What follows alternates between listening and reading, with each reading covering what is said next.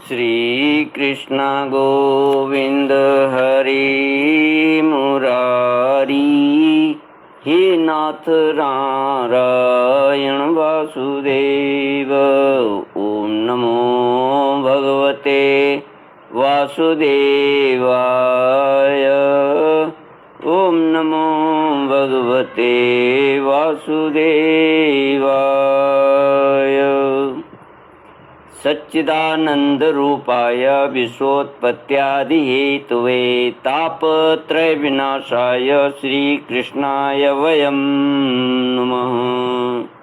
सच्चित आनंद स्वरूप परमात्मा जो सृष्टि के उत्पत्ति पालन और प्रलयकारी हैं तथा जीवों के आध्यात्मिक आदि दैविक आदि भौतिक तापों को नष्ट करने वाले हैं, अर्थात उनके मानसिक शारीरिक और भौतिक दुखों को दूर करने वाले हैं, उन श्री कृष्ण भगवान को हम नमस्कार करते हैं।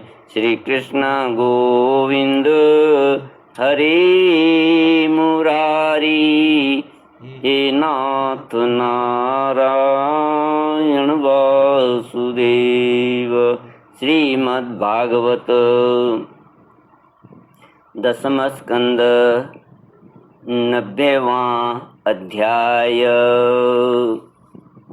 श्री कृष्ण गोविंद हरि मुरारी, हे नाथ नारायण वासुदेव।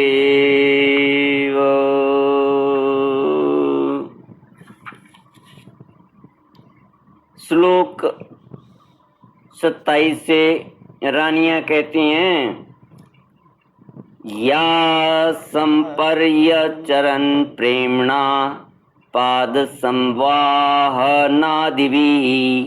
जगद्गुरुं भर्तृबुद्ध्या तासां किं वर्ण्यते तपः।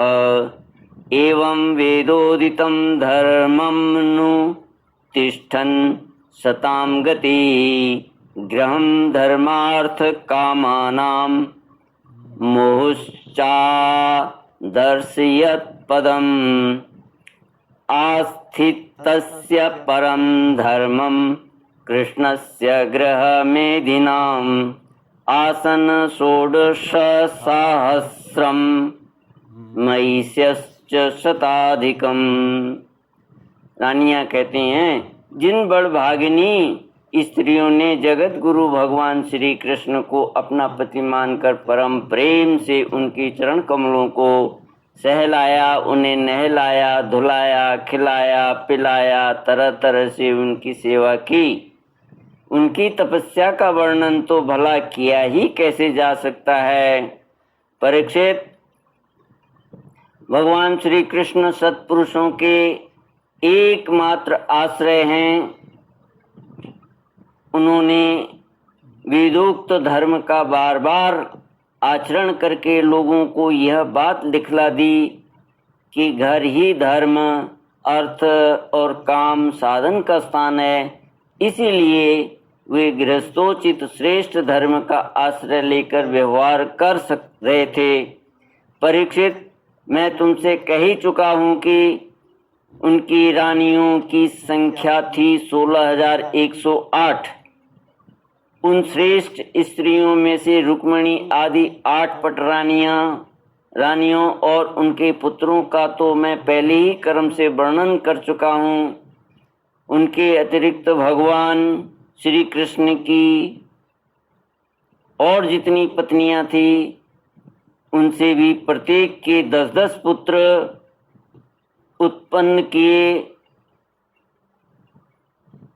यह कोई आश्चर्य की बात नहीं है, क्योंकि भगवान सर्वशक्तिमान और सत्य संकल्प हैं। भगवान के परम पराक्रमी पुत्रों में 18 तो महारथी थे, जिनका यश सारे जगत में फैला हुआ था। उनके नाम मुझसे सुनो। प्रद्युम्न, अनिरुद्ध, दीप्तिमान, भानु, सांब, मधु, बृहद्भानु, चित्रभानु, वृक, अरुण, पुष्कर, वेदबाहु, श्रुतदेव, सुनंदन, चित्रबाहु, विरूप, कवि और न्याग्रोध। राजेंद्र, भगवान श्री कृष्ण के इन पुत्रों में भी सबसे श्रेष्ठ रुक्मिणी नंदन प्रद्युम्न जी थे। वे सभी गुणों में अपने पिता के समान ही थे। महारथी प्रद्युम्न ने रुक्मी की कन्या से अपना विवाह किया था। उन्हीं के गर्भ से अनिरुद्ध जी का जन्म हुआ।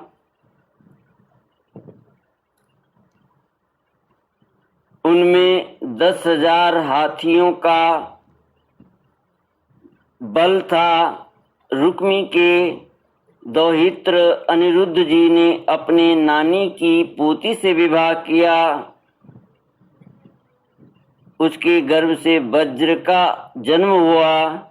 ब्राह्मणों के शाप से पैदा हुए मूसल के द्वारा यदुवंश का नाश हो जाने पर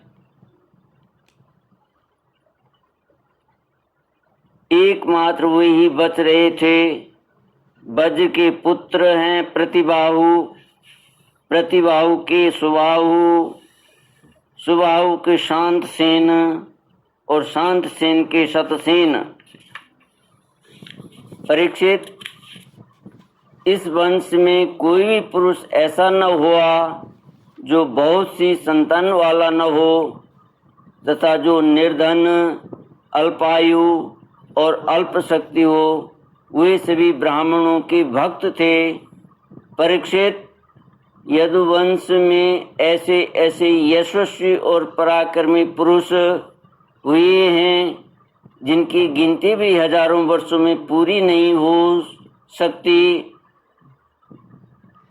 मैंने ऐसा सुना है कि यदुवंश के बालकों को शिक्षा देने के लिए 3,88,00,000 आचार्य थे।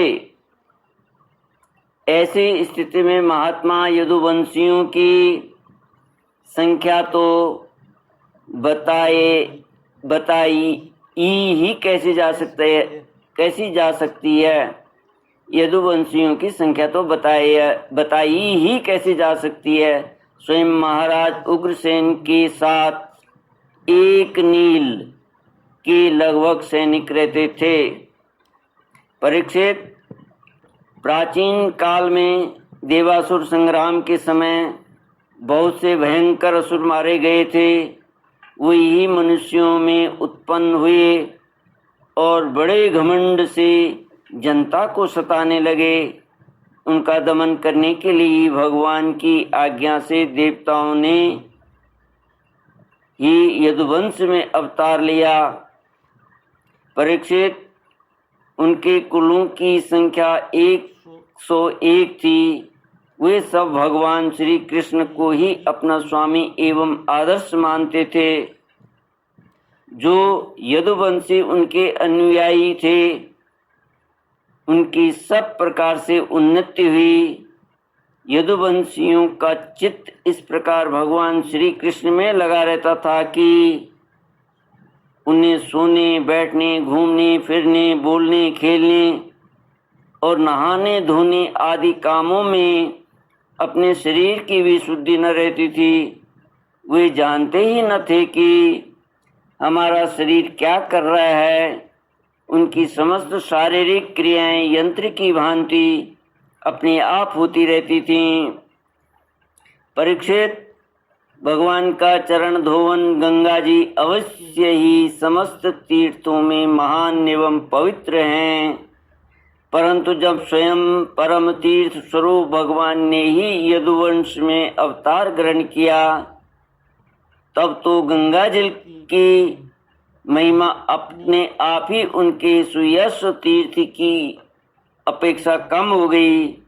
भगवान के स्वरूप की यह कितनी बड़ी महिमा है कि उनसे प्रेम करने वाले भक्त और द्वेष करने वाले शत्रु दोनों ही उनके स्वरूप को प्राप्त हुए। जिस लक्ष्मी जी को प्राप्त करने के लिए बड़े बड़े देवता यत्न करते रहते हैं वही भगवान की सेवा में नित्य निरंतर लगी रहती हैं। भगवान का नाम एक बार सुनने अथवा उच्चारण करने से ही सारे अमंगलों को नष्ट कर देता है। ऋषियों के वंशजों में जितने भी धर्म प्रचलित हैं, सबके संस्थापक भगवान श्री कृष्ण ही हैं। वे अपने हाथ में काल स्वरूप चक्र लिए रहते हैं। परीक्षित, ऐसी स्थिति में वे पृथ्वी का भार उतार देते हैं। यह कौन सी बड़ी बात है? भगवान श्री कृष्ण ही समस्त जीवों के आश्रय स्थान हैं। यद्यपि वे सदा सर्वदा सर्वत्र उपस्थित ही रहते हैं, फिर भी कहने के लिए उन्होंने देवकी जी के गर्भ से जन्म लिया। यदुवंशी वीर पार्षदों के रूप में उनकी सेवा करते रहते हैं। उन्होंने अपने भुजबल से अधर्म का अंत कर दिया। परीक्षित, भगवान स्वभाव से ही चराचर जगत का दुख मिटाते रहते हैं। उनका मंद मंद मुस्कान से युक्त सुंदर मुखारविंद व्रज स्त्रियों और पुर स्त्रियों के हृदय में प्रेम भाव का संचार करता रहता है। वास्तव में सारे जगत पर वही विजयी हैं। उन्हीं की जय हो, जय हो। परीक्षित, प्रकृति से अतीत परमात्मा ने अपने द्वारा स्थापित धर्म मर्यादा की रक्षा के लिए दिव्य लीला शरीर ग्रहण किया और उसके अनुरूप अनेकों अद्भुत चरित्रों का अभिनय किया। उनका एक एक कर्म स्मरण करने वालों के कर्म बंधनों को काट डालने वाला है। जो यदुवंश शिरोमणि भगवान श्री कृष्ण के चरण कमलों की सेवा का अधिकार प्राप्त करना चाहे, उसे उनकी लीलाओं का ही श्रवण करना चाहिए। परीक्षित, जब मनुष्य प्रतिक्षण भगवान श्री कृष्ण की मनोहारिणी लीला कथाओं का अधिकाधिक श्रवण, कीर्तन और चिंतन करने लगता है, तब उनकी यही भक्ति उसे भगवान के परम धाम में पहुंचा देती है। यद्यपि काल की गति के परे पहुंच जाना बहुत ही कठिन है, परंतु भगवान के धाम में काल की दाल नहीं गलती। वह वहाँ तक पहुँच ही नहीं पाता। उसी धाम की प्राप्ति के लिए अनेक सम्राटों ने अपना राजपाट छोड़कर तपस्या करने के उद्देश्य से जंगल की यात्रा की। इसलिए मनुष्य को उनकी लीला कथा का ही श्रवण करना चाहिए। श्री कृष्ण गोविंद हरे मुरारी, हे नाथ नारायण वासुदेव।